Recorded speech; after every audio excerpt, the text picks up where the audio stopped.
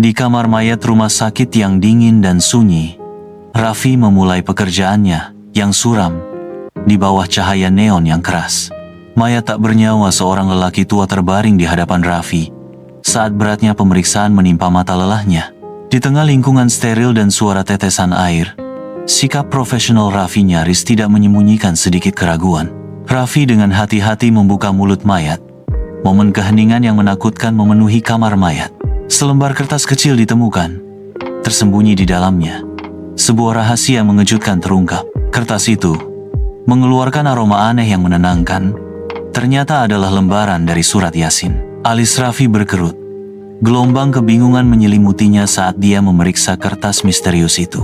Dalam keheningan yang mencekam di kamar mayat, Raffi menggenggam lembaran surat Yasin. Kesunyian itu memperkuat kegelisahannya. Rasa takut yang nyata memenuhi udara saat Raffi merasakan kehadiran yang tak terlihat. Indranya semakin tajam. Lampu neon di atas berkedip-kedip dengan tidak menyenangkan, menciptakan bayangan menakutkan yang menari di sekelilingnya. Dengan gugup Raffi menelan ludah, memantapkan dirinya, mengakui kebenaran yang meresahkan. Ada sesuatu yang tidak beres.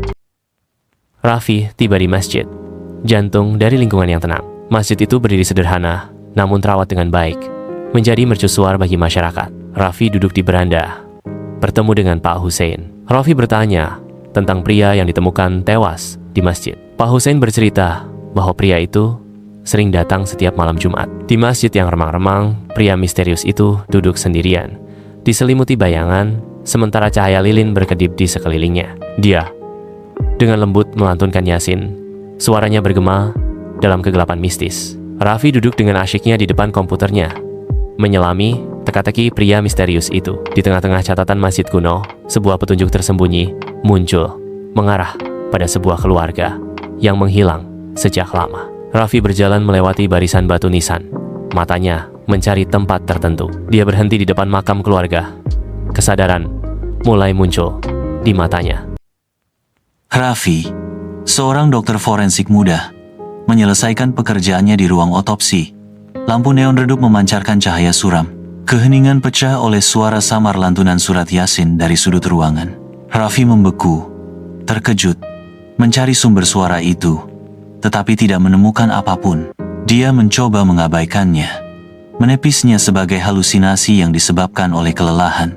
Raffi berbaring di tempat tidur, berjuang melawan kantuk saat suara merdu lantunan surat Yasin bergema semakin dekat. Bayangan aneh menari di dinding kamar tidur, memicu gelombang ketakutan dalam diri Raffi. Dia mencoba menenangkan diri, berpegang pada keyakinan bahwa ini hanyalah mimpi buruk. Kenangan mayat tersenyum di ruang otopsi terlintas di benak Raffi, menghancurkan ketenangannya yang rapuh. Raffi duduk di hadapan Ustadz, wajahnya terukir dengan kekhawatiran. Ustadz itu dengan tenang menjelaskan kemungkinan penyebabnya. Ada kemungkinan mayat tersebut memiliki urusan yang belum selesai di dunia ini, atau ada energi negatif yang melekat padanya. Raffi menundukkan kepalanya, bergulat dengan kata-kata Ustadz.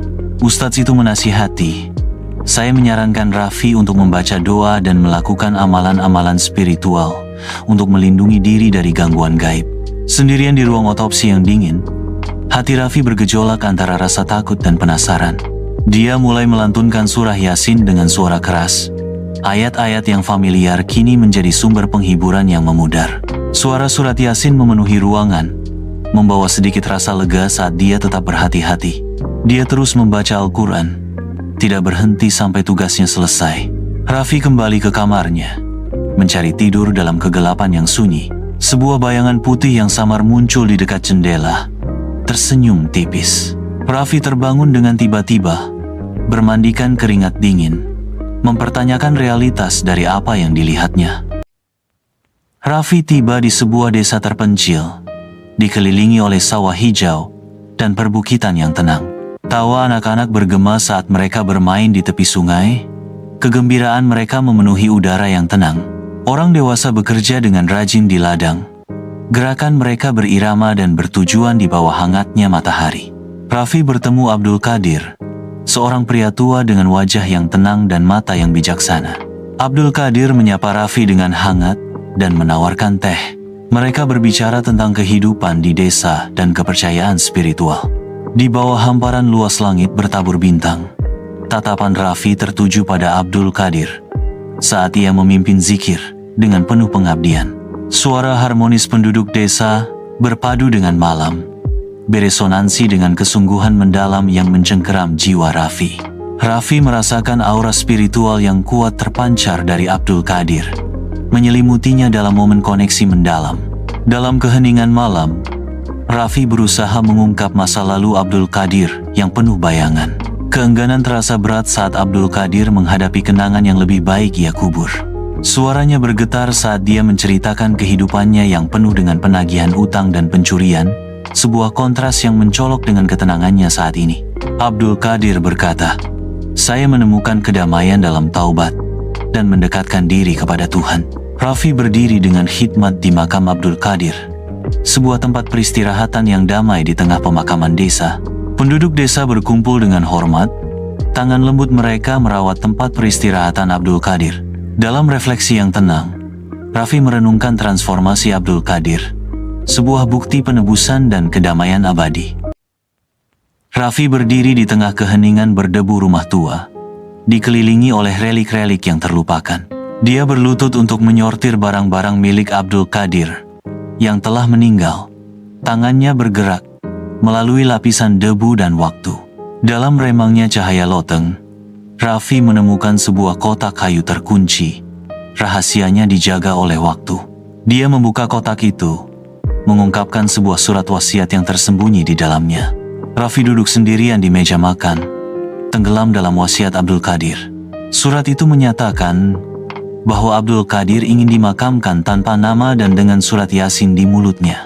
Saya bingung dan bertanya-tanya mengapa Abdul Qadir menginginkan itu. Raffi berdiri terdiam di samping makam Abdul Qadir, dikelilingi oleh para pelayat.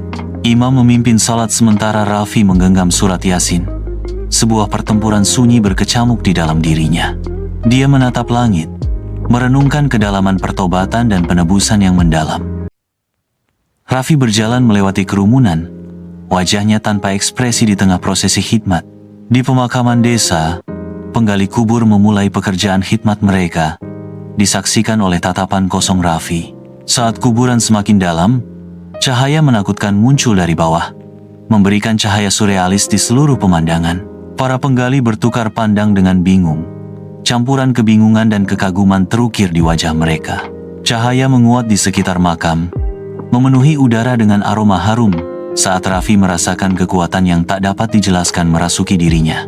Banjir ingatan membanjiri pikiran Raffi saat-saat masa kecil, wajah lembut ibunya, dan tindakan kebaikan. Hatinya, yang telah lama tertutup, bergetar dengan emosi dan kerentanan yang baru ditemukan. Pemakaman berakhir. Raffi berdiri sendiri di dekat kuburan yang tertutup. Senja melukis wajahnya dengan cahaya yang baru ditemukan. Dia dengan lembut menyentuh dadanya. Kehangatan menyebar ke seluruh tubuhnya. Raffi tersenyum tipis, menyadari hatinya telah tersentuh. Di tengah malam, Raffi berbaring gelisah, dahinya basah oleh keringat. Bayangan menari dengan mengancam di dinding, membisikkan godaan untuk menyerah. Dia dengan putus asa menutupi telinganya, tetapi suara-suara itu tanpa henti semakin keras, memicu ketakutannya. Raffi mendapati dirinya berada di jantung hutan gelap. Bayangan hutan mempermainkan matanya. Jejak langkah bergema di belakangnya, mendorong Raffi untuk berlari dengan panik melewati tumbuhan bawah yang lebat.